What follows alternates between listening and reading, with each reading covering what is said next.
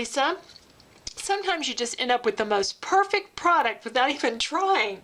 I ordered a warehouse box from My Mind's Eye, and it was their mystery paper box, amongst other things. I did a video on this recently, and some of the paper that came in that box was lost and found recorded. And when I was going through and showing this in the video, I said, I don't, what this was originally designed for. It looks like it might have been Valentine's Day, although some of this sort of has a kind of a Christmassy feel to it.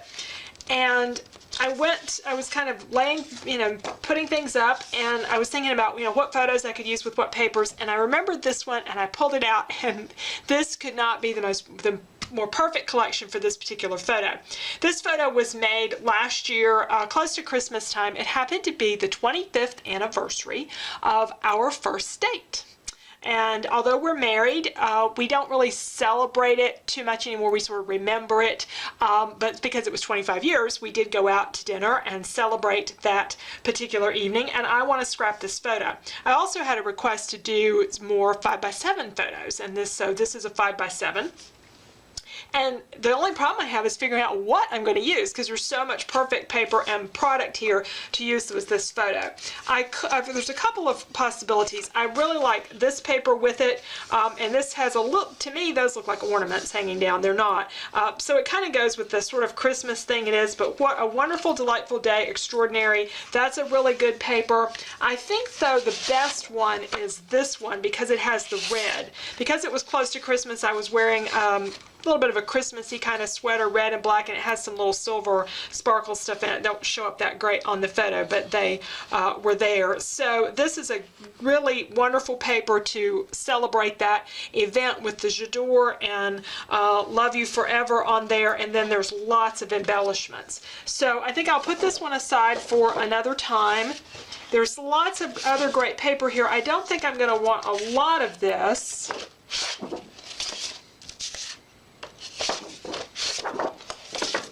I might use a little bit of the silver, though. So we'll keep that at hand. I'm sure I won't use this one. I don't want to cut that one up yet. And I might end up using a little bit of that. These others I think I'll put aside.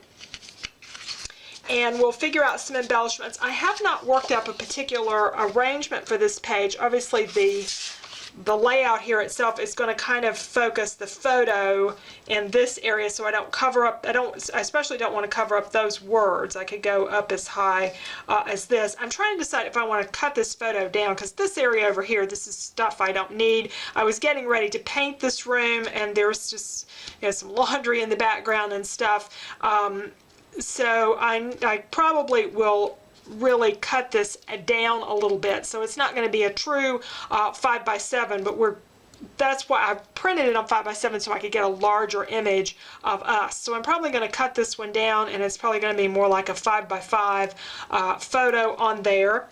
And then we can do some other things, maybe mat the photo with some pretty papers. And let's look at some of the embellishments. I really like this. Every Day With You is Magic to My Soul. I think that one is a great embellishment, and I think I'll do with that. Let's go ahead and trim it out, and then I can move it around a bit on the page. It's the challenge here. I could probably put it up in here, because I don't want it to take away from the other stuff. So there or there. And then let's see what we have. I have 2 sticker sheets that came with this.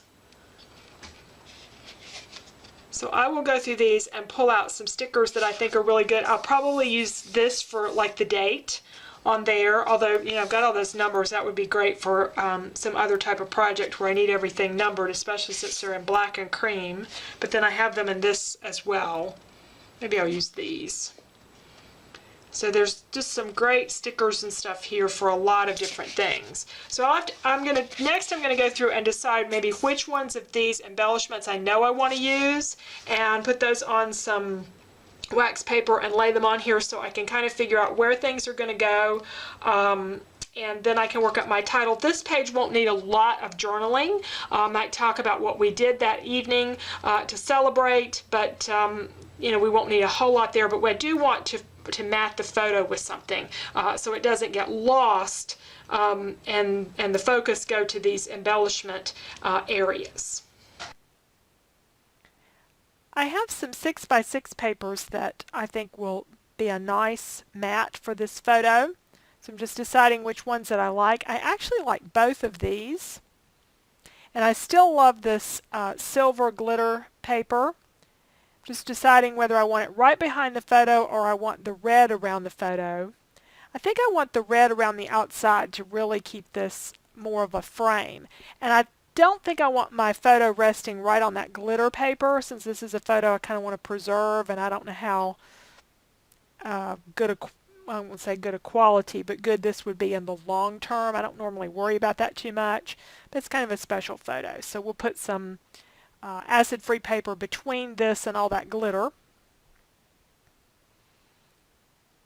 And then I'm having to cannibalize an E.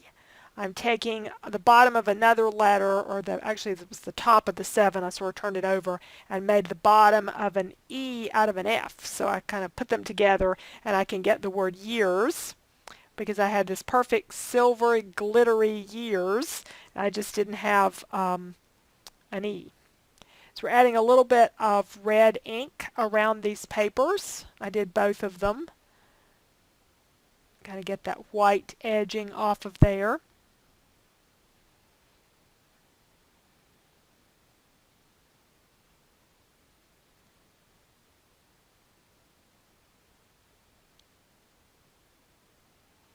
And then I'm going to attach the photo and all to the glitter paper with glue dots. And I'm glad I did that, because the sticker down at the bottom, when I put that down a little bit later on, I end up having to go back and add some glue to it because it doesn't stick to that glittery stuff. And I've decided to go ahead and put it at the bottom of the page. I don't think I want to overlay my photo. I just want the photo to be kind of up there by itself. But I did find another word sticker that I thought looked really good at the bottom.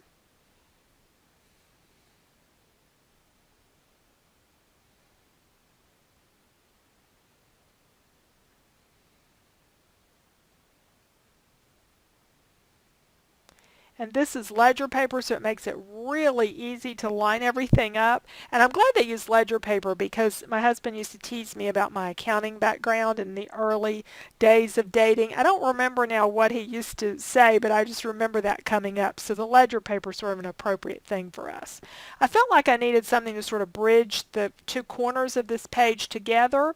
And I tried the design that was there, that die cut, but it's a little too dark, a little too bold. And then I've got this one circle design, but I think I like it better on the opposite corner. What I'm going to add up there in that other corner is some stamping. Now this would have been better done before I glued the photo down, but I'll just try to make it work with a small flourish stamp. If there are any stamps in my stamp set that are the most used, it would be these flourishes. Probably this specific set of flourishes. I can't even remember whose these are. I think they're autumn leaves, but I'm not sure. But I have used these more than anything probably in my whole stamping sets. So I used some gray ink, and then just ended up adding those at the bottom as well. And I really felt like it tied the two corners of the page together, made it kind of look like that was part of the original page rather than something that was added on. I did add a sticker over to the side, and I'm putting a brad through it, sort of a little tab sticker. And I'm going to add a couple more as we go along to kind of connect everything together on the page. And this one comes together really fast with all this product, and I just pretty much need the journaling down there at the bottom and a date sticker. I think the last touch I'm going to do is a little heart up here in this sort of empty corner. And that completes our page. So what I've done is taken, the paper had a lot going on with the designs that were in it, as well as the ones that they had embossed on with the glitter, but we've added this layered sticker and then added several other stickers to kind of fill in some spots, added a little bit of stamping, And then I just put in the photo, the title, and the journaling. So it really didn't, and this was a sticker too, it really didn't need a lot of stuff. But the stickers from the matching collections really blend in, so they add a little bit of texture, but in many cases you can't hardly tell whether they were part of the original design of the page or not. But it's just a really pretty page to commemorate an anniversary that's special to us. So thanks for watching today, and if you like the video, I'd love to get a thumbs up, and I hope you'll come back for more videos.